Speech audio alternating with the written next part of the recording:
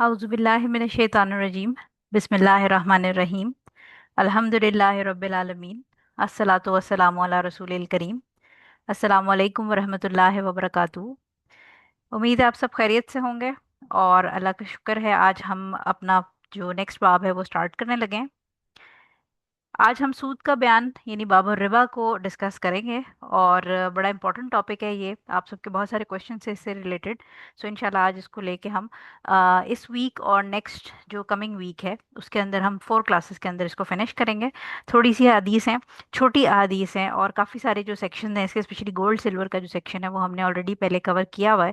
तो I hope कि आप लोग इजीली इसको अंडरस्टैंड कर लेंगे। थोड़ा सा इंट्रोडक्शन मैं आपको दे दूं पहले। रिबा जो वर्ड है इसके लिंग्विस्टिकली यानी लुग़वी मानी जो अगर हम देखें तो ये इजाफा या किसी चीज़ की एक्सेस के हैं, यानी इजाफा होना किसी चीज़ में, इसको रिबा कहा जाता है। लेकिन शरीयत के मानों में अगर हम इसको देखें तो शरीयत के अंदर जो इंग्लिश की डेफिनेशन में इसको आपको ट्रांसलेट करके देती हूँ ताकि आपको वर्ड टू वर्ड समझ आए कि हम क्या बात कर रहे हैं। कि बेसिकली जो रिबा है या सूद है, ये आपकी कोई भी ट्रांजैक्शन, चाहे वो लेन देन पैसे का हो या आपकी इकोनॉमिक एक्टिविटी हो, यानी कोई माशी कोई भी एक्टिविटी हो, उसके अंदर कोई ऐसा फ़ायदा जो कि आप जस्टिफाई ना कर पाएं कि ये किस तरह मिला है, या जो आपने कमाया ना हो, यानी उसमें आपकी मेहनत ना खर्च हुई हो। ठीक है, अब ये जो इकोनॉमिक एक्टिविटी है ये चाहे लोन की सूरत में, जैसे आपने किसी को पैसे उधार दिए या आपने कोई खरीदो फरोख्त की, लेकिन इस लोन या खरीदो फरोख्त के अंदर आप ये बात देखते हैं कि कोई एक्सचेंज नहीं होता किसी जैसे अगर आपने मुझसे कपड़ा लिया और मैंने आपको पैसे दिए। ठीक है, यानी मैंने I am the seller and you are the buyer, तो आपने मुझे पैसे दिए, मैंने आपको कपड़ा दिया, ये एक हमारा आप समझेंगे फ्रूटफुल एक एक्सचेंज ऑफ मटेरियल है कि आपने मुझे पैसे इसलिए दिए क्योंकि मैंने आपको कपड़ा दिया। ठीक है, तो ये एक्सचेंज है। तो अगर आप जस्टिफाई ना कर सकें उस फायदे को उस वेल्थ या इकोनॉमिक एक्टिविटी के अंदर जो जस्टिफाइबल ना हो या वो आपने कमाया नहीं, ऐसी कोई भी ट्रांजैक्शन के अंदर जो फायदा हो रहा है उसको रिबा कहेंगे। ठीक है, इसकी फर्दर जो क्लियर डिटेल है वो आपको आगे हदीसों में समझ आएगी। रिबा के अंदर आप ये ज़रूर समझें कि it is one of the major sins, यानी गुनाह कबीरा के अंदर से। और अल्लाह ताला और उसके रसूल ने, यानी जो शख्स जानते बूझते ये रिबा का कारोबार करता है और इसमें इन्वॉल्व होता है, उसके लिए अल्लाह ताला ने बड़ी स्ट्रिक्ट वार्निंग की है कि उसने अल्लाह और उसके रसूल से जंग छेड़ दी है। यानी वो फिर अकेला है, और अल्लाह ताला और उसका नबी जो है, क्योंकि ऑब्वियसली अपने नबी के थ्रू अल्लाह ताला ने ये वही सुना दी है, ये आप समझें कि वार्निंग दे दी है। तो अगर कोई शख्स उसके जानते बूझते के बावजूद रिबा नहीं छोड़ता तो अल्लाह ताला और उसके रसूल से उसकी खुली जंग है। और फिर आप सोचेंगे जब अल्लाह और उसके रसूल से खुली जंग करने वाले का क्या हाल होगा। ठीक है, सो जो रिबा है इसकी दो प्राइमरी आपको टाइप्स मिलती हैं। ये हम बड़ा शॉर्टली इसको मैं आपको सब ओवरव्यू दे रही हूँ। रिबा नसिया और रिबा फजल। ठीक है, जो फर्स्ट वाली टाइप है ये कौन सी है, ये जो फेमस लोन्स के अंदर, यानी मैंने आपको पैसे उधार दिए, मैंने आपको 100 रुपये उधार दिए और मैं कहूंगी कि जब तुम उधार वापस करोगी तो तुम मुझे 110 रुपये वापस करोगी। ठीक है, यानी आपने किसी की मजबूरी का फ़ायदा उठाया, आपने उसको लोन दिया या आपने उसको कोई कर्ज दिया, और आपने कहा कि वापसी में तुम मुझे इसका डबल या तुम उसका इतना परसेंट एक्स्ट्रा करके दोगे। ठीक है, तो ये फर्स्ट टाइप है। सेकंड टाइप जो है वो रिबा फजल है, जो कि एक्सचेंज मटेरियल हो रहा होता है, यानी बार्टर ट्रेड, जैसे आप समझें कि सोने के बदले सोना, जैसे हमने डिस्कस किया था, या अगर आप चावल के बदले चावल ले रहे हैं, या कोई भी चीज़ जो आप एक्सचेंज कर रहे हैं जो कि रिबवी आइटम है, जो कि हम आगे पढ़ेंगे वो कौन से हैं। इसकी एक्सचेंज के अंदर अगर एक्सेस हो, यानी अगर फॉर एग्जांपल खजूरें हैं, मेरे पास भी खजूरें हैं और आपके पास भी खजूरें हैं, अब मेरे पास पुरानी खजूरें हैं और मैं चाह रही हूँ कि मैं नई खजूरें लूँ, तो मैं आपको कहूँगी कि अच्छा मेरी 2 किलो पुरानी खजूरें लेके आप मुझे 1 किलो नई खजूर दे दें, तो ये जो मैं आपको एक्स्ट्रा दे रही हूँ, 2 किलो के बदले 1 किलो ले रही हूँ, ये रिबा फजल हो जाएगा। ठीक है, यानी जो रिबवी आइटम्स हैं उसके अंदर जब आप एक्सेस डील करते हैं तो ये सेकंड टाइप ऑफ रिबा है। अब जो ज़्यादातर हमारे पास अहादीस हैं वो ये सेकंड टाइप की हैं, लेकिन ऑब्वियसली फर्स्ट टाइप जो है उसको भी हम कंसिडर करेंगे, उसको पढ़ेंगे। थोड़ा सा बड़ा सिंप्लीफाइड डिफरेंस जो है वो ट्रेड और रिबा के बीच में मैं आपको बताऊंगी, क्योंकि जो लोग सूद का कारोबार करते हैं वो अपने कारोबार को जस्टिफाई करने के लिए ये ज़रूर कहते हैं कि हम तो कारोबार कर रहे हैं। जैसे फॉर एग्जांपल आप ये देखें कि नेशनल सेविंग्स वगैरह में जो लोगों ने पाकिस्तान में रखे होते हैं अपने पैसे, और उसके ऊपर उनको फिक्स्ड प्रॉफिट के नाम पे आप कह लें कि आ रहा होता है हर महीने, तो वो क्या होता है उसके अंदर भी यही चक्कर है कि उनसे जब आप उनको समझाने की ऐसे लोगों को बात करते हैं तो वो कहते हैं कि हमने तो ये इन्वेस्टिंग वाला काम, जैसे बिजनेस में आप इन्वेस्ट करते हैं, हमने तो ये काम किया है। तो लोग बिजनेस में भी तो इन्वेस्ट करके प्रॉफिट लेते हैं ना, तो हमने बैंक के साथ बिजनेस किया हुआ है। हालांकि जो नेशनल सेविंग वाला जो आपका डिपॉजिट है वो बिजनेस नहीं है, वो आपने एक तरह से बैंक को अपना माल रखवाया हुआ है, वो माल रखवाया हुआ है। और जब आप किसी बिजनेस के अंदर इन्वेस्ट करते हैं तो आपको ये कंफर्मेशन नहीं होती। जैसे फॉर एग्जांपल मैं और आप बिजनेस शुरू करें और आप मुझे 100 रुपए बिजनेस के लिए दें कि ये मैं इन्वेस्ट करना चाहती हूँ तुम्हारे बिजनेस में, तो आपको कभी भी ये गारंटी नहीं दी जाएगी कि जब आप बिजनेस से अलग होना चाहेंगी तो आपको ये 100 रुपए एज इट इज वापस मिलेंगे, अलोंग विद द जो प्रॉफिट मैं आपको दूंगी। ठीक है। यानी हमेशा याद देखिए कि बिजनेस में रिस्क होता है कि जो मैंने पैसा लगाया है वो डूब जाएगा, कभी भी आपको कंफर्मेशन नहीं होती कि जो मैंने इन्वेस्टमेंट की है ये पैसा मुझे वापस मिलेगा। प्लस ये कि बिजनेस में लॉस का हमेशा जो रिस्क है वो होता है, और लॉस होता भी है, ऐसा नहीं है कि किसी का बिजनेस सिर्फ प्रॉफिट में चले। तो आप ये बात देखिए कि अगर बैंक के पास आप पैसे रखवा रहे होते हैं और आप कहते हैं कि अगर 1 लाख पे 10,000 मिल रहे हैं मुझे, या 10% अगर आ रहा है उसके ऊपर, 10 लाख हैं तो उसी हिसाब से आप परसेंटेज बढ़ाते जाते हैं। तो अगर 1 लाख पे 10,000 आ रहे हैं तो पहली बात तो ये कि जब आप बैंक से वो पैसे वापस निकालते हैं तो आप अपना पूरा जो 1 लाख है वो विड्रॉ कर सकते हैं। लिहाजा इस जो पॉइंट है उसमें आप बिजनेस नहीं कर रहे, क्योंकि बिजनेस में तो ये कंफर्मेशन होती ही नहीं, कोई गारंटी नहीं होती कि आपने जो पैसा इन्वेस्ट किया है वो आपको एज इट इज वापस मिलेगा या नहीं। लेकिन जो नेशनल सेविंग में आप रखवा रहे होते हैं उसमें आपको गारंटी होती है कि ये 1 लाख रुपए आप जब चाहें वापस निकाल सकते हैं। दूसरी बात ये कि जो आपको फिक्स इनकम आ रही है उस पर 10,000, तो देखें जो बिजनेस होता है, बिजनेस में हर महीने फिक्स्ड फायदा नहीं होता। आप में से जितने लोग भी बिजनेस करते हैं उनको ये बात बहुत अच्छी तरह पता है कि बिजनेस में नुकसान भी होता है और बिजनेस में फिक्स्ड फायदा नहीं होता। तो लिहाजा अगर आपको फिक्स्ड इनकम लाख पे 10,000 आ रहे हैं और किसी महीने नुकसान ही नहीं हो रहा, तो ये स्ट्रेट अवे बिजनेस नहीं है। बेसिकली आपने उस बैंक को एक अपना जो पैसा है वो लोन दिया है, और लोन के बदले आप जो उससे फायदा उठा रहे हैं वो सीधा सीधा सूद है। ये बिल्कुल ऐसे है जैसे आप मुझे लोन दें और मुझसे कहें कि अच्छा ये जो लोन मैं तुम्हें दे रही हूँ, अगर मैं 100 रुपये दे रही हूँ तो मुझे साल के आखिर में जब तुमने वापस करना है तो तुमने मुझे ये 150 रुपये वापस करना है। ठीक है। अब वो 150 रुपये में जो 50 रुपये वो आपने सूद ले लिया। अब सूद वो चाहे आप मुझसे इकट्ठा ले लें या आप मुझे कह दें कि हर महीने के जो जो जो भी रुपए, 10 रुपए से कम ही बनेंगे, 8 रुपए बनेंगे 12 के हिसाब से, अगर मैं 50 रुपये आप मुझसे साल का लोन ले रहे हैं तो आप कहेंगे कि 7 या 8 रुपए मुझे हर महीने जो मैंने तुम्हें लोन दिया है 100 रुपए का, उसके ऊपर मुझे तुम दोगे, और जब साल के एंड पे तुम वापस करोगे तो मेरे 100 रुपए वैसे ही वापस होंगे। ठीक है। तो जब आप बैंक में पैसे रखवाते हैं इस तरह, तो ये सूद है, ये कारोबार नहीं है, क्योंकि कारोबार में ना आपको 100 रुपये वापस आने की गारंटी है, कारोबार में ना आपको हर महीने फिक्स्ड प्रॉफिट की गारंटी है, और कारोबार में लॉस भी होता है। तो जब लॉस होगा तो लॉस जो है वो सब बियर करेंगे, जितने पार्टनर्स हैं वो सब बियर करेंगे अकॉर्डिंग टू देयर शेयर्स। ठीक हो गया। सो जो सिंपल इसका ट्रेड और रिबा का फ़र्क है उसमें अगर मैं बताऊं कि पहली बात तो ये कि जो बिजनेस है वो अल्लाह ताला ने परमिट किया, और जो सूद है उसको हराम करार दिया है। सेकंड चीज़ ये कि बिजनेस के अंदर या तो आप कोई ना कोई चीज़ की किसी चीज़ की कमोडिटी की खरीदो फरोख्त कर रहे होते हैं, कोई सर्विस बेच रहे होते हैं। ठीक है। जैसे आप होटल में जाते हैं तो आप अगर कमरा रेंट कर एक एक रात के लिए रेंट करते हैं तो आप उसका रेंट देते हैं, उसके पैसे देते हैं, सर्विस आपने ली। तीसरी चीज़ ये कि आप कोई ना कोई बेनिफिट लेते हैं। यानी फॉर एग्जांपल अगर आप बीइंग अ डॉक्टर मेरे पास आई हैं और मैंने आपकी कंसल्टेशन की है, तो मैं आपसे पैसे ले रही हूँ, तो आपको मैं कंसल्ट कर रही हूँ। ठीक है। यानी आपको मैं किसी कोई एडवाइस कर रही हूँ रिगार्डिंग योर स्किन। तो ये बिजनेस है।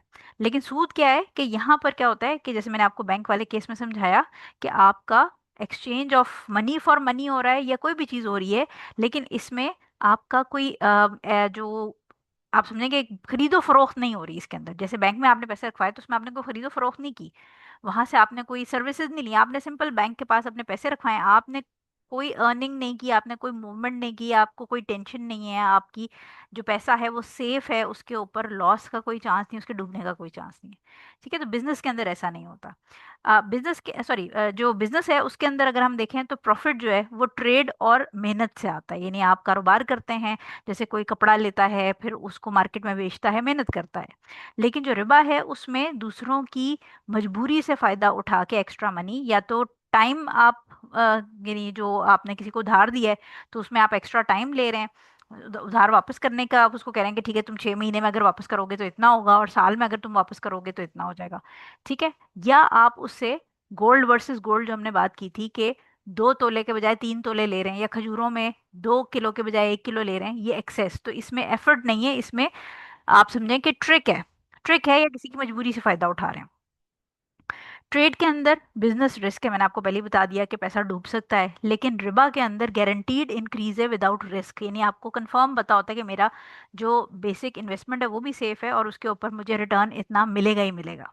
ठीक है। जो हम पाकिस्तान में तो स्पेशली आप देखें ना कि शरह सूद कहा जाता है बड़े क्लियरली उसको, कि शरह सूद जो बैंकों ने है वो 10% 15% इतनी बढ़ा दी है। तो जब गवर्नमेंट ये चाहती है कि बैंक से में पैसे लोग ज़्यादा डालें और बैंक से पैसे ना निकालें, तो वो शरह सूद ज़्यादा बढ़ा देती है। ठीक है। और जब गवर्नमेंट ये चाहती है कि जो पैसा है वो मार्केट के अंदर आए और इन्वेस्ट हो, तो फिर वो शरह सूद कम कर देती है, तो लोग बैंक से जब शरह सूद कम मिलेगा तो वो बैंकों से पैसा निकाल लेते हैं।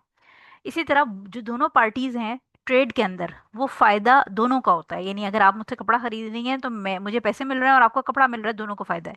लेकिन रिबा के अंदर क्या होता है कि एक पार्टी का फायदा हो रहा होता है और दूसरे की मजबूरी का फायदा उठाया जा रहा होता है। यानी अगर किसी की बेटी की शादी है, वो गरीब है, उसके पास पैसे नहीं है, मैंने उसको लोन दिया। अब मैंने उसको लोन दिया तो टेम्परेली तो उसका फायदा हुआ, लेकिन मैंने उसको कहा कि जी तुमने मेरा लोन डबल करके वापस देना है। तो क्या हुआ कि मैंने उसकी मजबूरी का फायदा उठाया और उससे डबल पैसे वापस लिए। तो लिहाजा जो बिजनेस है उसमें दोनों का परमानेंट फायदा होता है, यानी लॉन्ग टर्म फायदा होता है। और जो रिबा है उसके अंदर एक पार्टी का फायदा लॉन्ग टर्म होता है और दूसरी का शॉर्ट टर्म होता है, और एक्चुअली जो दूसरी शॉर्ट टर्म वाली होती है उसकी मजबूरी का फायदा उठाया जा रहा होता है। इसी तरह जो ट्रेड है उसके अंदर इकोनॉमिक एक्टिविटी के थ्रू पैसा बनाया जाता है, जबकि रिबा के अंदर लोन कॉन्ट्रैक्ट या जो आपकी हिडन टर्म्स एंड कंडीशंस होती हैं जो कि नहीं बताई जाती, नहीं दिखाई जाती, और एक्सेस मटेरियल यानी कोई ना कोई हेरा फेरी के जरिए जो है वो पैसा कमाया जा रहा है, उसमें रियल ट्रेड नहीं हो रहा होता। अब इसकी एग्जांपल क्या है? ट्रेड की एग्जांपल ये है कि आपने जो गंदम की बोरी है वो 1,000 रुपए की खरीदी गोदाम से, और उसको ले जाके मार्केट में 1,200 रुपए का बेच दिया। ये 200 रुपए का आपका प्रॉफिट हलाल प्रॉफिट है, क्योंकि आपने एक चीज़ एक जगह से खरीदी और उसको मेहनत की ना, यानी जाके एक चीज़ खरीदी और आपने फिर ले जाके उसको मार्केट में 200 रुपए का मार्जिन रख के बेच दिया। और हमारी मार्केटों में यही है ऑब्वियसली, हम कोई भी चीज़ खरीदते हैं तो उसका ट्रेड प्राइस और रिटेल प्राइस में फ़र्क होता है, कि ट्रेड प्राइस वो होती है जिसपे हमें वो चीज़ आती है, और रिटेल प्राइस वो होती है जो कस्टमर को बेची जाती है। तो उसमें जो मार्जिन होता है वो आपका जो सेलर होता है, रिटेलर होता है, वो अपना मार्जिन जो भी जितने परसेंट का है वो उसका होता है। ठीक है। लेकिन सूद के अंदर क्या हुआ कि मैंने आपको 1,000 रुपए लोन दिया, आपको किसी चीज के लिए कुछ ही खरीदनी थी, घड़ी खरीदनी थी, मैंने आपको 1,000 रुपए लोन दे दिया। और मैंने कहा कि अब जब तुम घड़ी तो अभी ले लो, लेकिन वापसी जब तुमने मुझे करना है तो तुमने 1,200 रुपये वापस करने हैं। अब यहाँ पर देखें कि कोई ट्रेड एक्टिविटी नहीं हुई, मैंने तो कुछ नहीं खरीदा, मैंने तो सिर्फ आपको पैसे दिए, लेकिन मुझे 200 रुपये आपकी मजबूरी का फायदा उठाने के एक्स्ट्रा मिल गए, मैंने प्रॉफिट कमा लिया बगैर कुछ किए। तो ये सूद है। तो आप देखें दोनों कंडीशन में 2-2 रुपए प्रॉफिट है, लेकिन जो नंबर वन केस है गंदम वाला उसमें रियल प्रॉफिट है, और जो रिबा का केस है उसमें दूसरे की मजबूरी का फायदा उठा के आपने या मैंने, यानी जिसने भी लोन दिया उसने फायदा उठाया, और उसने कोई कुछ एक्टिविटी, इकोनॉमिक एक्टिविटी कोई नहीं हुई, ट्रांजैक्शन ट्रेड ट्रांजैक्शन कोई नहीं हुआ यहाँ पर, लेकिन उसने पैसे कमा लिए। ठीक है। तो ये सूद है। अब आ जाते हैं हम पहली हदीस के ऊपर। हज़रत जाबिर बिन अब्दुल्ला रजी अल्लाह ताला अन्हो से रिवायत है कि रसूल सल्लल्लाहु अलैहि वसल्लम ने सूद लेने वाले, देने वाले और इसके तहरीर करने वाले और इसके गवाहों पर लानत फरमाई है। नीज़ फरमाया कि गुनाह के इर्तिकाब में ये सब मसावी और बराबर हैं। मुस्लिम और बुखारी में अबू जुहैफा रजी अल्लाह ताला अन्हो से मरवी हदीस भी इसी तरह की है। ठीक है। अब इसके अंदर आप देखें कि हुजूर सल्लल्लाहु अलैहि वसल्लम ने कितने लोगों पर लानत की? सूद लेने वाले पे, यानी जो ले रहा है, सूद देने वाले पे, जो दे रहा है, यानी जो दो इमीडिएट लोग हैं जो इस ट्रांजैक्शन में इन्वॉल्व हैं, ये जो एक्टिविटी हो रही है इसके अंदर इन्वॉल्व हैं। ठीक है। ये दो तो पक्के ही हुए ना, इसके अलावा एक्स्ट्रा कौन है? इसके तहरीर करने वाले में, यानी जो उसकी डीड को रिकॉर्ड कर रहा है, रिटर्न या टाइप कर रहा है कंप्यूटर के ऊपर, ये तीसरा बंदा हो गया। और दो गवाह होते हैं यूजुअली, 2 विटनेसेस। तो 5 लोगों पर लानत अल्लाह ताला ने और उसके नबी ने फरमा दी। अब एक चीज हमेशा याद रखिएगा, ये मैंने आपको आई थिंक फिक ऑफ ब्यूटी के अंदर भी पढ़ाया था, कि जो लानत का वर्ड है ये हम बड़ा सिंपल लेते हैं और हम समझते हैं कि अच्छा जी अल्लाह अल्लाह और उसके रसूल ने लानत कर दी तो क्या मसला है।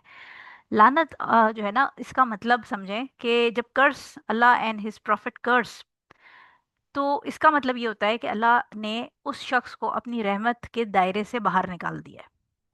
और अल्लाह ताला की रहमत का दायरा अगर खत्म हो जाए, यानी खत्म से मुराद ये कि उस शख्स के लिए अल्लाह ताला उसको उस दायरे से बाहर निकाल दे, तो आप समझें कि उसकी ज़िंदगी में कोई खैर नहीं रह सकती। अपेरेंटली शायद आपको नजर आएगा कि बड़ा बिजनेस ग्रो कर रहा है, बड़े ज़बरदस्त गाड़ी है, घर है, बच्चे बाहर की यूनिवर्सिटीज़ में पढ़ रहे हैं, बेगम भी बड़े फैशन कर रही हैं, सब कुछ बहुत अच्छा चल रहा है। लेकिन उन सब की जिंदगियों को अगर आप करीब से देखें, और मैं ऐसे बहुत सारे लोगों को जानती हूँ पर्सनली, जिनकी जिंदगियों को मैंने हलाल से हराम पैसे पे आते देखा है, बड़ा करीब से देखा है, और फिर उनकी जिंदगियों और उनकी औलाद और उनकी बीवी और उनके घरों में से बरकत को उड़ते हुए देखा है।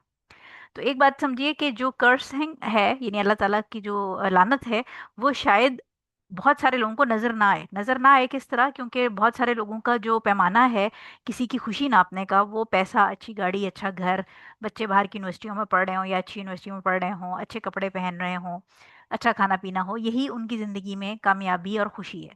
लेकिन जो एक्चुअली स्पिरिचुअली चीज़ों को समझते हैं लोग, वो जब ऐसे लोगों को करीब से देखते हैं, जो हराम की बात हो रही है, हलाल के अंदर अगर आप ये सब आपको मिल रहा है तो ये अल्लाह ताला की ब्लेसिंग है, ठीक है, लेकिन हराम के अंदर अगर आप हराम रिस्क से ये सारी चीज़ें कमा रहे हैं, तो मैंने लिटरली ये बात नोट की है कि बच्चे जो हैं वो पेरेंट्स की बात नहीं मान रहे होते हैं। बच्चे जो हैं वो अपनी मनमानियाँ कर रहे होते हैं, पेरेंट्स को जलील कर रहे होते हैं, बात ही नहीं सुन रहे होते। ठीक है, इसी तरह बेगम या शौहर जो हैं उनकी आपसी ताल्लुकात ख़राब होने लग जाते हैं। बेगम कहीं और जाके पार्टीज़ में बैठ रही होती हैं मर्दों के साथ, ना महरमों के साथ, और हस्बैंड जो है वो उन्होंने दो तीन गर्लफ्रेंड्स अलग रख ली होती हैं। तो जो बरकत है ना, आप समझें ये बड़ी इंपॉर्टेंट चीज़ है। हमें कहने को तो आप समझें कि एक वर्ड ही है, लेकिन जब अल्लाह ताला किसी के रिश्ते में, किसी के रिस्क में, पैसे में, सेहत में बरकत डालता है, उसके वक्त में बरकत डालता है, तो वो शख्स बहुत थोड़े के अंदर बहुत ज़्यादा कुछ करने के काबिल हो जाता है। यानी ऐसे लोग जिनकी रिस्क में जो कमाई है, पैसा कसबे हलाल करते हैं, उनके जब पैसे में बरकत होती है तो वो 10,000 तनख्वाह के अंदर भी खुश नजर आएंगे आपको। और बहुत सारे ऐसे लोग हैं जो 10 लाख रुपए महीने का कमा के भी रो रहे होते हैं। सेहतें खराब होती हैं या कोई ना कोई आजमाइश होती है, औलाद नहीं बात मान रही होती, ड्रग्स में लग जाते हैं, गलत कामों में लग जाते हैं। ठीक है, तो या अचानक से जो है ना वो कोई बिजनेस कोलैप्स कर जाता है, तो एकदम से जो है ना वो कहीं ना कहीं से कोई चीज़ आके पकड़ लेती है।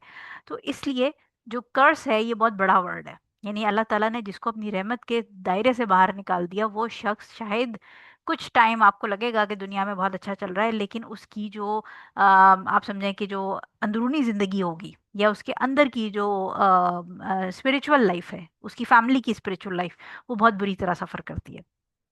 इसकी हम आगे डिटेल देख लेते हैं कि सूद जो है वैसे तो बहुत सारी चीज़ों में, अब मसला ये है कि देखें, जो मैं हमेशा ये बात करती हूँ कि फ़िक्ह को पढ़ना किस लिए ज़रूरी है, क्योंकि अगर कोई शख्स सिर्फ तफसीर या जो बहुत सारी बच्चियां हैं, जो यंग ख़वातीन हैं, वो सिर्फ कुरान की तफसीर पढ़ती हैं और फिर वो समझती हैं कि दैट्स इनफ। देखें, कुरान जो है ना वो हेडलाइंस है। आपको मैं हमेशा ये बात करती हूँ कि अल्लाह ताला ने कहा नमाज पढ़ो, बट नमाज पढ़ने का तरीका आपको कहाँ से मिलता है? हदीस में से। तो तफसीर पढ़ने के बाद अगला स्टेप होता है आप हदीस पे आए। ठीक है, और फिर कुरान और हदीस को मिला के फिक होता है। यानी जो आपको हुक्म दिया जा रहा है कुरान और हदीस के अंदर, उसको आज की प्रैक्टिकल लाइफ में आप इम्प्लीमेंट कैसे करेंगे, ये आपको फिक सिखाता है। तो इस वक्त जो सूद है, वो अगर आप देखें तो आपके जो मुख्तलिफ गाड़ियाँ लीज हो रही हैं, स्पेशली कमर्शियल बैंक से, हाउस बिल्डिंग लोन्स मिल रहे हैं, मुख्तलिफ तरह के बिजनेस के लिए लोन्स मिल रहे हैं, बहुत सारे लोन्स, यानी स्टूडेंट लोन बाहर के मुल्कों में बड़ा फेमस है, जिसमें स्टूडेंट्स लोन लेते हैं और फिर वो पढ़ाई कर लेते हैं, क्योंकि बाहर की यूनिवर्सिटियाँ ज़्यादा एक्सपेंसिव हैं और यूजुअली बाहर लोग इतना अफोर्ड नहीं करते पढ़ाई को, स्पेशली जो अंडर ग्रेड या पोस्ट ग्रेजुएट एजुकेशन है उसको। तो स्टूडेंट लोन बड़ा मशहूर है, वहाँ पर लोग स्टूडेंट लोन लेके पढ़ते हैं और उसके बाद फिर जब उनको जॉब मिलती है तो वो जॉब में से थोड़ा थोड़ा करके वो अपना लोन उतारते जाते हैं और उस लोन के ऊपर सूद होता है। ठीक है, तो ऐसी पढ़ाई जो कि हराम पैसे से की गई है, उसमें फिर आपको बरकत कैसे मिलेगी? ठीक है, इसी तरह नेशनल सेविंग सर्टिफिकेट्स मैंने आपको बताए, कार लीजिंग है, क्रेडिट कार्ड के अंदर आप देखें सूद होता है। ये बहुत सारी चीज़ें हैं इस वक्त जो सूद डिफरेंट फॉर्म में एग्जिस्ट कर रहा है, और लोग बहुत खुशी खुशी इसको एंजॉय कर रहे हैं। यानी आप सोचें कि मुख्तलिफ किस्म की इंस्टॉलमेंट प्लान्स हैं जिसमें सूद साथ पड़ रहा होता है। ठीक है, यानी वो आपको कहते हैं कि जी ये है, और इसमें अगर आपने फॉर एग्जांपल अगर आपने इंस्टॉलमेंट अगर उस महीने की मिस कर दी, तो फिर आपकी जो नेट कमिटेड पेमेंट है उसमें इतना परसेंट आपका जो पेनल्टी है वो लग जाएगी। तो ये क्या है? ये भी सूद है। यानी आपकी जो कमिटेड प्राइस है, कमिटेड प्राइस से जब आप कहेंगे कि अगर तुमने एक महीना ये पे नहीं किया, ये वाली इंस्टॉलमेंट पे नहीं की, और इसके ऊपर तुम्हें पेनल्टी पड़ेगी, तो वो जो पेनल्टी है वो आप कमिटेड प्राइस से ऊपर चढ़ गए ना, तो कमिटेड प्राइस से जब आप ऊपर चले गए तो इसका मतलब है कि वो सूद हो गया। ठीक है। अच्छा, इसी तरह पहली चीज तो ये समझ आ गई कि सूद की डायरेक्ट डीलिंग तो हराम है। सेकंड, इसमें ये हमारा पॉइंट है कि आपने बड़ा केयरफुल रहना है कि सपोर्टिंग रोल्स जो है रिबा सिस्टम में, उससे भी दूर रहना है। जैसे मैं हमेशा कहती हूँ कि कमर्शियल बैंक स्पेशली जो है, वैसे तो इस्लामिक बैंक्स के अंदर भी बहुत देखना पड़ता है, क्योंकि इस्लामिक बैंक्स भी जो हैं वो उनका जो शरिया बोर्ड है वो फंक्शनल है या सिर्फ एक दफ़ा उन्होंने फतवा ले लिया है, क्या किया है, ये बड़ा टेक्निकल सा मामला है आजकल के दौर में। बट कमर्शियल तो फॉर श्योर, कमर्शियल सेटअप के अंदर जो लोग भी काम कर रहे हैं वो उस रिबा बेस्ड इंस्टीट्यूट को सपोर्ट कर रहे हैं, लिहाजा उन सब की जो इनकम है वो उस इंस्टीट्यूट की के सिन में कॉपरेट करने से आ रही है। ठीक है। तो कमर्शियल जो बैंक्स हैं उसको जितने भी उलमाए वो कहते हैं कि जो कमर्शियल बैंक्स में काम कर रहे हैं उनकी इनकम हराम है, वो हलाल नहीं है। ठीक है। क्योंकि वो रिबा बेसिक इंस्टीट्यूट को सपोर्ट करें। ये बिल्कुल ऐसे है जैसे कोई, आप समझें कि कोई गलत जगह हो, कोई ऐसी जगह जहाँ पर कोई गलत कारोबार हो रहा हो, शराब बिक्री हो या कोई औरतों का कारोबार हो रहा हो, उस कारोबार को जो लोग भी सपोर्ट कर रहे हैं वो इक्वली पार्टनर्स इन क्राइम है। तो इसीलिए रिबा बेस्ड बिजनेस को आप अगर कोई डिजिटल मार्केटिंग मार्केटिंग करते हैं, या कोई आपकी ऐसी फर्म है जो कि प्रमोट करती है बिजनेसेस को, तो आप रिबा बेस्ड बैंक्स या इंस्टीट्यूशंस को सपोर्ट नहीं कर सकते। उनकी मार्केटिंग या उनकी जितनी भी आप समझें उनको प्रमोट करने के लिए चीज़ें नहीं कर सकते। दूसरी चीज़ ये कि मैंने आपको ये बड़ा क्लियरली बताया कि हमारी बदकिस्मती है कि लोग जस्टिफाई करते हैं अपनी इनकम को, और जो ये रिबा बेस्ड जो इश्यूज हैं इनको ये कहते हैं कि ये ट्रेडिंग ही है। तो ये बिल्कुल ऐसे है जैसे आपको याद होगा कि हमने पीछे हदीस पढ़ी थी बनी इसराइल की, जो जो डेड मीट की और डेड एनिमल की जो चर्बी है उसकी वाली, जिसमें वो कहते थे कि जी चर्बी हमने तो पिघला ली, हमने तो ऑयल बना लिया, तो फैट तो नहीं रहा ना उसकी, जो शक्ल है वो चेंज होगी। तो हुजूर अल्लाह ताला ने शरीयत में उनको फैट मना की थी, तो वो कहते थे हम तो ऑयल बेच रहे हैं। ठीक है। तो ये वाला काम एग्जैक्टली बनी इसराइल का मुसलमानों ने भी शुरू कर दिया है। यानी कान को एक जगह से पकड़ने के बजाय दूसरी जगह से पकड़ते हैं, और वो क्या कहते हैं कि जी हम तो ये रिबा तो नहीं कर रहे, ये तो ऐसे नहीं ऐसे है। यानी इस वक्त शैतान ने बहुत सारी जो मेजर सिंस है उनको बड़ा शुगर कोट कर दिया है। तो अगर आप ये देखें कि जो रिबा है उसको प्रॉफिट का नाम दे दिया गया, तो अब आपने क्या किया, एक हराम काम को शुगर कोट कर दिया और एक उसको एक जायज काम का नाम दे दिया प्रॉफिट। यानी नफा जो है वो तो आपका ट्रेड में होता है, वो सूद में तो नहीं होता। लेकिन आम इंसान को कंफ्यूज करने के लिए बहुत सारे जो टर्म्स एंड टर्मिनोलॉजीज हैं उनकी रद्द-बदल कर दी गई, और उनको इतना शुगर कोट कर दिया गया, उनको जहर को आप समझें कि मीठी मीठी चाशनी के अंदर डुबो के वो खिला रहे हैं, ताकि कि लोगों को एहसास ही ना हो कि वो गुनाह कबीरा में इंडल्ज कर गए। ठीक है। अच्छा, अब इसमें हमें एक और चीज़ ये समझ आई कि जो गिवर टेकर है रिबा का, यानी लेन देन करने वाला, वो तो गुनाहगार है ही, लेकिन जो बाकी लोग उसको सपोर्ट कर रहे हैं, चाहे वो लिख रहे हैं चाहे वो उसकी गवाही दे रहे हैं, वो सेम लेवल पे गुनाहगार हैं, क्योंकि वो उस सिन को सपोर्ट कर रहे हैं। तो कोई भी गुनाह ऐसा जिसके अंदर आप सपोर्टिव इंसान बन रहे हैं, जो मैं आपको पहले ही पढ़ा चुकी हूँ कि अगर किसी फ्रेंड का अफेयर चल रहा है और आप उसकी स्टोरियाँ सुन के उसको सपोर्ट कर रही हैं, उसको नामहरम रिश्ते के अंदर आप उसको मशवरे दे रही हैं और घर वालों से छुप के कैसे मिलना है, क्या चीज़ करनी है वो कर रही हैं, तो आप पार्टनर इन क्राइम हो गई, क्योंकि आप उसके गुनाह को सपोर्ट कर रही हैं। तो कल को अगर वो जिना में गई तो उसका गुनाह आपको भी आएगा, क्योंकि आपने उसको सपोर्ट किया। ठीक है। और लैक ऑफ बरका जो है वो मैंने आपको बता दी है कि इस वक्त आप ये देखें अपने इर्द गिर्द, आई मतलब मैं, मेरी कोई स्टैटिस्टिकल स्टडी नहीं है इस बात पे, लेकिन मैं इर्द गिर्द जितने लोगों में देखती हूँ, मैं कॉन्फिडेंस से कह सकती हूँ कि 90+% लोग इस वक्त जो हैं वो आ, उर्दू में एक वर्ड होता है झुंझलाए हुए हैं। यानी वो ऑलमोस्ट आप समझे क्रेजी हो गए हैं, जस्ट बिकॉज कि उनसे अपने घर के जो पर्सनल चीज़ें हैं, पर्सनल लेवल पे जो एक्टिविटीज़ हो रही हैं, बच्चों की, शौहर की, बीवी की, वो हैंडल नहीं हो रहे। घर के मामलात हैंडल नहीं हो रहे। वो क्यों हैंडल नहीं हो रहे? क्योंकि वन वे और दी अदर वे, जानते बूझते या ना जानते बूझते उनके घर में हराम इनकम आ रही है। घर के अंदर हराम इनकम आएगी तो घर पे से बरकत उड़ जाएगी। जब बरकत उड़ जाएगी तो फिर घर के मामलात बहुत बिगड़ने लगेंगे। अपेरेंटली देखने में घर सब चीज़ें बहुत अच्छी चल रही होंगी, अगर बाहर से कोई खड़ा होकर देखे। ये बिल्कुल ऐसे होता है जैसे कभी कभी आप देखते हैं ना कि कोई फ्रूट होता है जो बाहर से देखने में बहुत अच्छा होता है, बट जब आप, सेब होता है, अक्सर आम या इवन वॉलनट्स के अंदर आप देखें, अखरोट होता है, बाहर से बहुत खूबसूरत होता है, लेकिन जब आप उसको तोड़ते हैं तो उसके अंदर, वॉलनट के अंदर जाला सा लगा होता है, और अंदर से वॉलनट बिल्कुल सुकड़ा हुआ होता है और काला सा हुआ होता है। या सेब काटें तो ऊपर से बहुत बहुत खूबसूरत है बट अंदर से ब्राउन हुआ होता है। सो सिमिलरली ऐसे लोगों की जिंदगियां भी ऐसी होती हैं कि बाहर से आपको देखने में बहुत परफेक्ट लगेंगी, बट जब आप उनके अंदर जाते हैं और उनको अंदर डीपली जानते हैं आप, तो आपको पता होता है कि अंदर deep inside their house they are rotting. वो सड़े होते हैं अपने घरों के अंदर। ठीक है, सो अब अगली हदीस पे आ जाएं। अगली हदीस हमारी है अब्दुल्ला इब्ने मसूद रजी अल्लाह ताला अन्हो से। नबी करीम सल्लल्लाहु अलैहि वसल्लम ने रिवायत की, आपने फरमाया कि सूद के 73 दर्जे हैं, यानी इसमें लेवल्स बताए गए हैं कि डिफरेंट लेवल्स हैं। और सबसे कम तरीन दर्जा इस गुनाह की मिसल है कि कोई आदमी अपनी माँ के साथ निकाह करे, और सबसे बढ़कर सूद किसी मुसलमान की आबरू रेजी करना है। इसे इब्ने माजा ने मुख्तसरन और हाकिम ने मुकम्मल बयान किया है और इसे सही करार दिया है। अच्छा, अब ये बहुत बड़ी अगेन शर्म वाली चीज़ है कि जो सूद है उसको, यानी अगर आपके इर्द गिर्द कोई सूद खा रहा है और उसको अगर आप ये हदीस सुनाएं, तो मुझे लगता है कि उस शख्स को, जो उर्दू में मुहावरा है चुल्लू भर पानी में डूब मरना, वो उसको चुल्लू भर पानी में डूब मर जाना चाहिए। क्योंकि ये जो है ना हदीस, ये बेसिकली एक किसी मुसलमान के लेवल के गिरने की बात हो रही है, यानी वो कितना जलील हो सकता है, कितने लेवल का वो जलील हो सकता है, इसका सबसे कमतर दर्जा, यानी हुजूर से बता रहे हैं कि 73 इसकी कैटेगरीज हैं, और इसमें सबसे कम जलालत का दर्जा ऐसे है जैसे कोई शख्स अपनी माँ के साथ जिना करे, अपनी माँ के साथ निकाह करके हम बिस्तरी कर ले।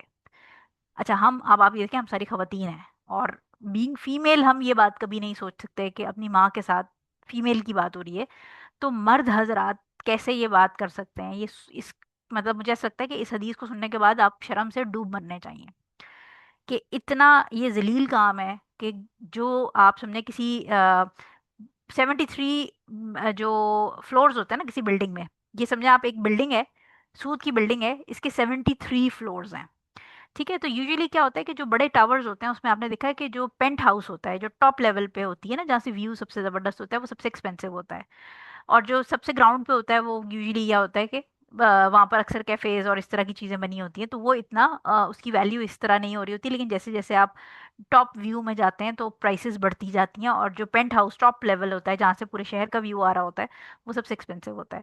तो यहाँ पर ये बताया जा रहा है कि उस बिल्डिंग की, जो हराम बिल्डिंग है, उसके ग्राउंड फ्लोर, यानी सबसे नीचे, अभी एंटर ही हुए आप बिल्डिंग में, सिर्फ एंटर हुए हैं, अभी ऊपर नहीं चढ़े, तो ग्राउंड फ्लोर पे आप समझें कि ऐसे काम हो रहा है जैसे कोई शख्स माँ के साथ जिना कर रहा है, माँ के साथ हम बिस्तरी कर रहा है। तो किस कदर मुसलमान अपनी ईमान से, अपने दर्जे से, जो एक अल्लाह ताला ने उसको बेहतरीन, आप समझें कि best of the best human बनाया था, क्योंकि उसको ईमान की ताकत दी थी, वो कहाँ गिर गया। ठीक है, और इसी तरह जो टॉप फ्लोर है, यानी जो पेंट हाउस है, इसका हाईएस्ट लेवल क्या है? हाईएस्ट लेवल ये कि कोई शख्स अपने मुसलमान भाई या बहन की इज्जत खराब करे। अब वो इज्जत खराब कैसे करे? वो उसके ऊपर इल्ज़ाम लगा के, स्लैंडरिंग करके भी हो सकता है, उसकी जो गलतियां हैं वो सरेआम लोगों के दरमियान बैठ के बता के भी करता है, बैक बाइटिंग, गॉसिपिंग। ठीक है, कि जो उसकी मिस्टेक्स हैं, जो कि छुपा सकता है, वो उसको वो जानबूझ के उछाल रहा है लोगों के बीच में। अब अगर हम अपने इर्द गिर्द देखें तो अनफॉर्चुनेटली अनफॉर्चुनेटली आप ये देखें कि जो दोनों काम है, यानी जो ओवरऑल सोसाइटी के अंदर आप ये देखें कि रिबा इतना ज़्यादा हो गया है, और ये जो टॉप लेवल वाले सिन है ये भी कितना ज़्यादा हो गया है कि हम सोशल मीडिया पे कोई भी खबर मिलती है किसी के बारे में भी, चाहे वो सेलिब्रिटी हो, चाहे वो कोई नॉर्मल लड़का या लड़की या कोई मर्द औरत हो, मुसलमान, ठीक है, अक्सर आपने देखा होगा कि लोगों ने इमीडिएटली फ़ोन निकाल के, किसी की लड़ाई हो रही है कहीं पर, तो वीडियोस बना के और फौरन सर्कुलेट कर देते हैं, और फिर क्या होता है कि वो स्टोरी पता नहीं होती कि वो क्या हो रहा है पीछे, क्या बात हो रही है, लेकिन इल्ज़ाम लग जाता है और वो स्टोरी आगे से आगे। और आपने अक्सर देखा होगा कि खवातीन में, वैसे तो मर्दों में भी ये आदत काफ़ी बुरी है, लेकिन खवातीन में स्पेशली, क्योंकि शायद फारिग ज़्यादा होती हैं, तो स्पेशली क्या होता है कि जो ग्रुप्स होते हैं खवातीन के, उसमें वो फ़ौरन किसी के बारे में बगैर कंफर्म हुई हुई बात फैला दी जाती है। तो इसलिए हमेशा याद रखें कि जो भी खबर आप तक पहुंचे, अगर वो आपको कंफर्म नहीं है, आपने अपनी आंखों से नहीं देखी, अपने कानों से नहीं सुनी, आप उसके गवाह नहीं हैं, तो उसको आगे फॉरवर्ड ना करें, सुनी सुनाई कभी भी फॉरवर्ड ना करें, क्योंकि किसी मुसलमान की इज्जत और आबरू को उछालना एक बहुत बड़ा सिन है। आप इसको इस तरह समझ लें कि अगर वो चीज़ सच ना हुई और क़यामत के दिन जितना नुकसान आपको उस शख्स की वजह से, आपकी वजह से उस शख्स को पहुंचा है, यानी जो आपने खबर फैलाई थी और वो आगे जहां तक फैली, तो आपके हिस्से की नेकियां उसको दे दी जाएंगी। और अगर आपकी नेकियां खत्म हो गई तो उसके गुनाह, उसका कोई भी गुनाह उठा के जो इक्वल पड़ता होगा आपकी हरकत के साथ, वो आपके, जो आपने गुनाह कभी किया ही नहीं, वो भी आपको मिल सकता है। तो ये बहुत बड़ी आप समझें कि वार्निंग है हुजूर सल्लल्लाहु अलैहि वसल्लम की तरफ से, कि एक जो मुसलमान है वो अपनी जो अपनी इज्जत वाले लेवल है उससे कितना गिर सकता है। यानी अगर वो ग्राउंड फ्लोर में एंटर हुआ है तो ये जिल्लत का सबसे निचला दर्जा है। सूद खाने वाले की एग्जाम्पल दी जा रही है, यानी मुशाबियत, जैसे आप समझे तशबीह दी जा रही है कि सूद खाने वाला ऐसे है। सबसे कम उसका दर्जा ये है कि अपनी माँ के साथ हम बिस्तरी करें, और टॉप लेवल ये है कि वो किसी मुसलमान की आबरू रेजी करे, यानी उसकी इज्जत जो है, जैसे आपको पता है ना कि हजरतुल विदा के अंदर हुजूर सल्लल्लाहु अलैहि वसल्लम ने स्पेशली कहा था कि मुसलमानों, तुम लोगों का जान माल इज्जत व आबरू एक दूसरे के लिए ऐसे ही मोहतरम और ऐसे ही जो है ना वो सेक्रेड है, जैसे ही आज का दिन और ये जगह। तो आप सोचें कि हजरतुल विदा का मकाम और वो दिन और वो जगह जितनी सेक्रेड थी, हम सब के लिए एक दूसरे की इज्जतें मुसलमानों के लिए उसी तरह हैं। और उसके बाद आजकल जो हो रहा है सोशल मीडिया पे या नॉर्मल उसमें आप एक्टिविटीज में देख लें, मतलब लिटरली कोई इसमें आपको एक्सप्लेनेशन देने की जरूरत ही नहीं है, आप सबने देखी है, अपनी आंखों से सुनी है। और शायद अल्लाह ताला हम सबको माफ करे, हमसे कभी गलती हुई भी हो, लेकिन कोशिश करें कि आगे ये सब जानने के बाद आगे इस तरह की एक्टिविटीज नहीं करें, दूर रखें अपने आप को, अपनी जबानों पे कंट्रोल रखें, मैं भी और आप भी। और प्लस ये कि सूद को लेके आपको ये समझ आ जाना चाहिए कि ये एक बहुत ही जलील काम है। यानी अगर आप किसी को समझा सकते हैं तो उसको ये हदीस का एटलीस्ट फर्स्ट पार्ट जरूर सुना दें कि सूद खाने वाले का सबसे जो निचला लेवल है ना, वो ऐसे है जैसे तुम अपनी माँ के साथ सो गए। अब उसके बाद भी अगर वो शख्स सूद खाना नहीं छोड़ता तो आप उस शख्स का कुछ नहीं कर सकते। अच्छा, अब नेक्स्ट हदीस है हमारे पास। सईद अबू सईद अल खुदरी रजी अल्लाह ताला अन्हो से रिवायत है कि रसूल सल्लल्लाहु अलैहि वसल्लम ने फरमाया, सोने के बदले सोने को सोने के बदले में फरोख्त ना करो, मगर बराबर बराबर और एक दूसरे के वजन में कमी पेशी ना करो। ठीक है, अब यहाँ पर गोल्ड सिल्वर वाली ये ऑलरेडी हम थोड़ी सी बात कर चुके हैं, लेकिन इसको दोबारा हम थोड़ा सा देख लेंगे। यानी सोने को उन्होंने कहा, दूसरे सबने, कि सोने को ये एक्सचेंज की बात हो रही है कि सोने को सोने के बदले फरोख्त ना करो, लेकिन अब क्या कंडीशन क्या लगा दी कि दोनों को इक्वल होना चाहिए और एक दूसरे के वजन में कमी नहीं होनी चाहिए। ठीक है, यानी इक्वल, जैसे हमने बात की थी कि अगर आप 2 तोले सोना बेच रहे हैं तो 2 तोले को 2 तोले के अगेंस्ट ही आपने एक्सचेंज करना है, और अगर 24 कैरात है तो 24 कैरात के ही अगेंस्ट करना है। ये ना हो कि 24 को आप 2 तोले 24 कैरात को 2 तोले 22 कैरात के साथ कर रहे हैं। ये आपका क्वालिटी एंड क्वांटिटी सेम होनी चाहिए एक्सचेंज के अंदर। ठीक है, नीज चांदी को चांदी के बदले में फरोख्त ना करो, मगर बराबर बराबर और एक दूसरे के वजन में कमी पेशी ना करो, और इनमें गैर मौजूद के बदले में मौजूद को ना बेचो। ठीक है, यानी पहली चीज तो आप ये समझें कि यहाँ पर रिबा फजल की बात हो रही है, जो मैंने आपको बताया था कि क्या चीज़ है कि अगर आप एक्सचेंज कर रहे हैं तो दोनों का वेट बराबर होना चाहिए। गोल्ड और सिल्वर के अंदर क्योंकि वो मिक्सिंग हुई हुई होती है तो उसके अंदर उनकी क्वालिटी भी बराबर होनी चाहिए। ठीक है, ये हमने बात की थी कि अगर आप पुराना सेट लेके गए हैं नया सेट लेने के लिए तो ये परमिसिबल है, प्रोवाइडेड कि उसका वेट और उसकी क्वालिटी बराबर हो। और दूसरी चीज़ इसमें क्या बताई गई कि जो आपका ट्रांजैक्शन है वो on spot hand to hand हो। यानी जो आखिरी पॉइंट है यहाँ पर आप देखें, इनमें से गैर मौजूद के बदले में मौजूद को ना बेचो।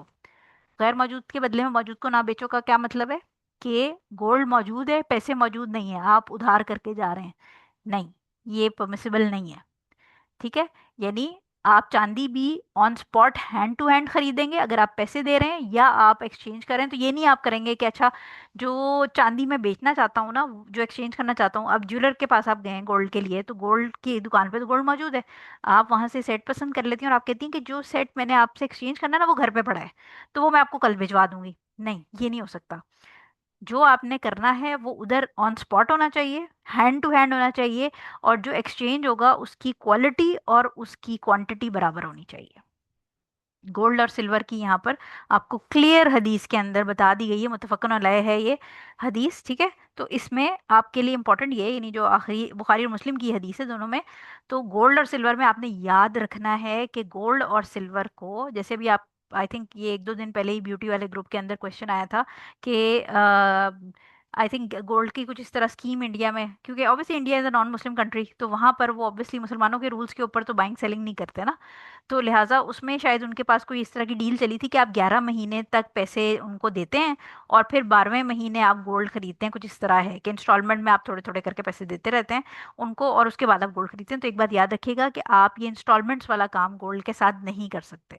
गोल्ड जब आपने खरीदना है, सिल्वर आपने खरीदना है, तो आपने ऑन द स्पॉट पेमेंट करनी है, ठीक है। इसीलिए मैंने आपको पहले भी पढ़ाया था कि गोल्ड ऑनलाइन नहीं खरीदा जा सकता, गोल्ड सिल्वर ऑनलाइन नहीं खरीदे जा सकते। इसी तरह गोल्ड और सिल्वर क्रेडिट कार्ड पे नहीं खरीदे जा सकते, उनको डेबिट कार्ड पे आप खरीदेंगे, ठीक है। तो इसलिए यहाँ पर आपको हदीस मिल गई कि जो चीज़ है और जो चीज़ गायब है, ये एक टाइम पे एक्सचेंज नहीं हो सकती। यानी पैसे तो आपके क्रेडिट कार्ड पे क्यों मना है, क्योंकि क्रेडिट कार्ड पे बैंक अपने हिसाब से 1 या 2 दिन बाद उस सेलर को पेमेंट करेगा। आप गोल्ड लेके चली गई, सेलर को पेमेंट नहीं मिली, तो यहाँ पर बता दिया गया कि on spot hand to hand होगी। ठीक हो गया। सो अगर आप गोल्ड और सिल्वर को एक्सचेंज कर रहे हैं तो ऑब्वियसली गोल्ड की वर्थ और सिल्वर की वर्थ में फर्क है, तो हो सकता है 1 तोले गोल्ड के अंदर 10 तोले सिल्वर आ रहा हो, क्योंकि प्राइस का फर्क है। तो ये परमिसिबल है। अगर दो डिफरेंट आइटम्स आप एक्सचेंज कर रहे हैं तो उसमें डिफरेंस ऑफ जो वेट है या क्वालिटी परमिसिबल है, लेकिन वो ट्रांजैक्शन भी ऑन स्पॉट होना चाहिए, हैंड टू हैंड होना चाहिए। यानी गोल्ड के बदले अगर आप सिल्वर ले रहे हैं, सिल्वर के बदले गोल्ड ले रहे हैं, और उनमें डिफरेंस ऑफ वेट वगैरह है, तो वो जायज़ है क्योंकि वो दो डिफरेंट कमोडिटीज़ हैं, लेकिन they have to be exchange hand to hand on spot. वो कहते हैं ना, उर्दू में कहते हैं एक हाथ दो एक हाथ लो, उधर ही आपने बैठ के, ये वाला काम नहीं है कि अच्छा कल भिजवा दूंगा, ये नहीं हो सकता। It has to be on spot, या शाम में भिजवा दूंगा, ये भी नहीं होगा, ठीक है। अगली हदीस हमारे पास है 298, सॉरी 698 नंबर है। हजरत उबादा बिन सामत रजी अल्लाह ताला अन्हो से रिवायत है कि रसूल सल्लल्लाहु अलैहि वसल्लम ने फरमाया सोना सोने के एवज, अब ये आपको 6 रिबवी आइटम बताए जा रहे हैं। सोना सोने के एवज, गंदुम गंदुम के एवज, जौ जौ के एवज, खजूर खजूर के एवज, और नमक नमक के एवज, एक दूसरे की तरह बराबर बराबर और नग्द ब नग्द, यानी फरोख्त hand to hand on spot, ठीक है। अगर अजनास में इख्तलाफ हो तो फिर जिस तरह चाहें फरोख्त करें, मगर कीमत की अदायगी नग्द होगी। नग्द का मतलब ऑन स्पॉट। मुस्लिम की हदीस है। इस हदीस के अंदर आपको 6 आइटम्स बता दिए गए हैं, लेकिन इसमें थोड़ा सा डिफरेंस ऑफ ओपिनियन है स्कॉलर्स का, कि कुछ स्कॉलर्स कहते हैं कि ये 6 आइटम ही है, इन्हीं पे सूद लगेगा। लेकिन कुछ स्कॉलर्स ये भी कहते हैं कि नहीं, ये 6 नहीं है, 6 वाली क्वालिटीज जिन भी आइटम्स में पाई जाएगी उन पे भी सूद का इतलाक होगा, ठीक है। सो बेसिकली 6 में आपका गोल्ड सिल्वर तो मोस्ट कॉमन है, आपको समझ आ गई। वीट बार्ले डेट सॉल्ट, ये जो है ये हमने रिबा फदल जो है मैंने आपको बात समझाई थी, जो आगे भी हदीसें आएंगी जिसमें खजूर वगैरह का जिक्र है कि हुजूर सल्लल्लाहु अलैहि वसल्लम के ज़माने में क्या हुआ था कि खजूरों का एक्सचेंज हुआ था इस तरह, और फिर उस टाइम पर हुजूर सल्लल्लाहु अलैहि वसल्लम ने टोक दिया था, ठीक है। तो अगर जो सेम स्टफ है, यानी आप गंदम के बदले गंदम एक्सचेंज कर रहे हैं, जौ के बदले जौ, या खजूर के बदले खजूर, नमक है नमक के बदले नमक कर रहे हैं, तो उस केस में क्वालिटी और क्वांटिटी सेम होनी चाहिए एक्सचेंज के अंदर, ठीक है। लेकिन अगर आप नमक के बदले चीनी कर रहे हैं, या आप गंदम के बदले चावल कर रहे हैं, तो ऑब्वियसली दोनों की प्राइसेस वगैरह में फ़र्क हो सकता है। या गोल्ड के बदले में सिल्वर कर रहे हैं तो प्राइसेस में फ़र्क हो सकता है। लिहाजा हो सकता है कि गोल्ड की जितनी, मैंने आपको एग्जांपल दी कि 1 तोला गोल्ड के अंदर 10 किलो जो है वो आपका चांदी आ जाएगा, तो ये डिफरेंस अगर आपकी कमोडिटीज डिफरेंट हैं तो फिर डिफरेंस ऑफ वेट हो सकता है, लेकिन it has to be on spot hand to hand, ठीक है। अच्छा, अब रिबा जो है वो गोल्ड और सिल्वर क्यों इतना ज़्यादा मशहूर है, कि इस पे सबसे ज़्यादा क्यों ध्यान जाता है नॉर्मल लोगों का, वो इसलिए क्योंकि ये एक ज़माने में इट सेल्फ करेंसी भी थे। आपको पता है ना, दिरहम और दिनार जो थे वो गोल्ड और सिल्वर के होते थे, तो ये इट सेल्फ करेंसी भी थे। और अभी भी आगे आने वाले टाइम में अगर कभी भी करेंसी कोलैप्स करती है दुनिया में, किसी भी मुल्क की, या ओवरऑल अगर करेंसी सिस्टम ख़त्म होता है, तो गोल्ड और सिल्वर दोबारा जो है वो एज अ आप समझें कि क्या कहेंगे आप उसको, करेंसी के तौर पे यूज़ होना शुरू हो जाएंगे, ठीक है। तो इसलिए गोल्ड और सिल्वर के ऊपर इतना ज़्यादा ध्यान होता है। लेकिन इसी तरह वीट बार्ले डेट्स वगैरह जो हैं, ये इसके ऊपर स्कॉलर ये कहते हैं कि ये आपके स्टेपल फूड हैं। यानी जो गंदम है, जैसे आप साउथ एशिया में देखेंगे गंदम और जो बेसिकली रोटी है उसके बगैर हम ज़िंदगी नहीं गुजार सकते। और इसी तरह बहुत सारे एरियाज हैं जहाँ पर बार्ले जो है वो मेन स्टेपल फूड होता है। फिर जो हुजूर सल्लल्लाहु अलैहि वसल्लम का टाइम था, स्पेशली मदीना वगैरह में, वहाँ पर खजूरें स्टेपल फूड होती थी। तो इसलिए ये स्टेपल फूड्स की टाइप्स हैं। तो स्कॉलर्स ये कहते हैं कि यही रूलिंग अगर आप चावल का एक्सचेंज कर रहे हैं उसमें भी यही रूलिंग लगेगी। ठीक है। और इसी तरह अगर आप दालें या इस जैसी कोई भी चीज़ एक्सचेंज कर रहे हैं तो उसके अंदर भी यही रूलिंग लगेगी। जैसे चावलों के अंदर बासमती होता है, सेला होता है, टोटा होता है, मुख्तलिफ चावल होते हैं, तो आप उसमें ये गड़बड़ नहीं कर सकते कि बासमती का जो 1 किलो है उसमें आप 10 किलो सेला लेके और 1 किलो बासमती ले रहे हैं, नहीं। स्कॉलर्स ये कहते हैं कि चावल भी क्योंकि स्टेपल फूड है तो चावल के ऊपर भी रूलिंग व्हीट वाली ही लगेगी, और उसको भी ये जब आप एक्सचेंज करेंगे तो क्वांटिटी सेम होनी चाहिए, ठीक है। यानी क्वांटिटी के अंदर आप ये नहीं कर सकते कि 2 किलो वर्सेस 1 किलो। ठीक हो गया। ये एक और मजीद आपको कंफर्मेशन होगी यहाँ से। ऑब्वियसली हमने बीइंग जो हम लोग मतलब ऑब्वियसली बिजनेस तो नहीं करते ये चावलों और उसका, जो लोग करते हैं उनको ये ध्यान रखना पड़ेगा, लेकिन हम तो नॉर्मली जाके मार्केट से ही 5-10 किलो चावल खरीद लेते हैं। तो हमारे लिए ऑब्वियसली इतना कोई मसला नहीं। हमारे लिए normal day to day life में लेमैन के लिए ऑब्वियसली गोल्ड और सिल्वर मेन कंसर्न की चीज़ है, क्योंकि खवातीन को बहुत शौक होता है कि अच्छा अम्मी का जेवर पड़ा हुआ है, पुराना जहेज में मिला था, अब बेटी को देना है तो चलो चेंज करके नया डिज़ाइन बनवा लेते हैं। तो इस केस में आपने ख्याल ये करना है कि अगर अम्मी का जेवर या आपका पुराना जेवर पड़ा हुआ है और आपने उसको नया डिजाइन बनवाना है, तो पहले आप उस जेवर को बेचें। बेच के वो जो कैश आपको मिलेगा उस कैश से फिर आप नया, यानी ये 2 स्टेप ट्रांजैक्शन करें कि उस जेवर को बेच के और फिर आप नया जो है ना वो जो डिज़ाइन है वो लें। और अगर आपके पास बार्स या कॉइन्स पड़े हुए हैं जो सॉलिड गोल्ड के होते हैं वो पड़े हैं, तो फिर वो आप दे के उतने ही वेट का सेट बनवा लें। और जो क्योंकि देखें at the end of the day set तो आपका उसी गोल्ड से बन रहा है ना, तो फिर आप बाकी उसकी बनवाई दे देंगे, यानी सर्विस चार्जेस, क्योंकि अगले ने काम करके दिया तो आप उसको सर्विस चार्जेस दे देंगे। ठीक हो गया। अच्छा जी, आई थिंक ये हमारी आज की लास्ट हदीस है। हाँ जी, 699 छोटी सी हदीस है। अबू हुरैरा रज़ी अल्लाह ताला अन्हु से रिवायत है कि रसूल सल्लल्लाहु अलैहि वसल्लम ने फरमाया, सोना सोने के बदले में, वजन में बराबर बराबर और किस्म में एक हो। ठीक है, ये मैंने आपको बता दिया है। चांदी चांदी के बदले में, वजन में बराबर हो और किस्म एक जैसी हो। फिर अगर कोई ज्यादा ले ले या ज्यादा दे दे, बस वो सूद है। मुस्लिम की हदीस है। तो मैंने आपको ये बात क्लियर कर दी है कि गोल्ड गोल्ड के बदले होगा, क्वांटिटी भी सेम होनी चाहिए और क्वालिटी भी सेम होनी चाहिए, किस्म जो है जो भी। यानी ये ना हो ना कि आप जो है वो 18 कैरेट वाला जो है वो 24 कैरेट के उसमें एक्सचेंज कर रहे हैं, सेम क्वांटिटी नहीं। ठीक है, इससे क्वालिटी भी सेम और क्वांटिटी भी सेम। और सिल्वर के साथ भी यही है, लेकिन इसमें यहाँ पर एक्स्ट्रा हमें वर्ड्स क्या मिल गए कि जो भी ज्यादा लेगा या ज्यादा देगा वो सूद में इन्वॉल्व हो गया।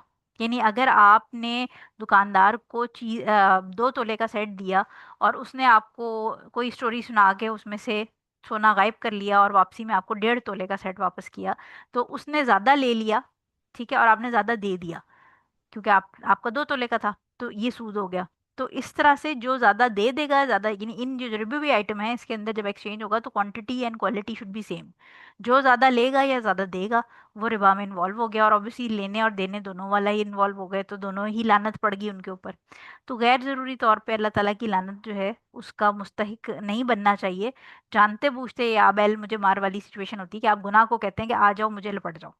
ठीक है, तो कोशिश करें कि अपने इर्द गिर्द अगर कोई शख्स सूद का कारोबार में है तो उसको एटलीस्ट ये सेकंड वाली जो हदीस जो माँ के साथ हम बिस्तरी वाली है वो ज़रूर सुना दें। अगर ज़रा सा भी गैरतमंद इंसान होगा जिसके दिमाग में स्कल में थोड़ी सी भी अकल होगी तो उसको शायद शर्म आ जाए। और अगर कोई ढीठ इंसान होगा जिसके जो अल्लाह ताला ने उसके कानों पे, दिल पे, आंखों पे हर जगह मोहर लग गई है, तो फिर उसके लिए वो अल्लाह जाने और अल्लाह का जो इंसाफ है वो जानेगा फिर। ठीक है, तो आप अपनी बात पहुंचा दें लोगों तक। बाकी आगे अल्लाह जानता है कि, क्योंकि हिदायत भी अल्लाह ताला की तरफ से है, और अल्लाह ताला जिन लोगों को हिदायत नहीं दे रहा, देखें जिनको हिदायत मिल रही है उसमें उन लोगों का कोई कमाल नहीं है। अगर मैं और आप यहाँ बैठे पढ़ रहे हैं तो हमारा कोई कमाल नहीं है, ये अल्लाह ताला की रहमत है। लेकिन जिनको हिदायत नहीं मिल रही, ये बात याद रखिएगा, ये बड़े इंपॉर्टेंट 2 लाइन हैं, ये हमेशा अपनी ज़िंदगी में याद रखिएगा कि जिनको हिदायत मिली है उसमें उनका कोई कमाल नहीं।